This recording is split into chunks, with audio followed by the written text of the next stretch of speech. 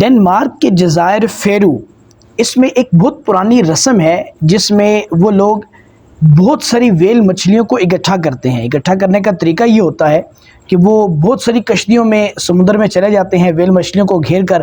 وہ ایک تنگ جگہ پر لاتے ہیں اور پھر اس کے بعد ان مچھلیوں پر ظلم کی انتہا کرتے ہیں، اور وہ یہ کہ ان کے سروں کو، ان کی گردنوں کو کاٹ دیتے ہیں۔ اس قدر کاٹتے ہیں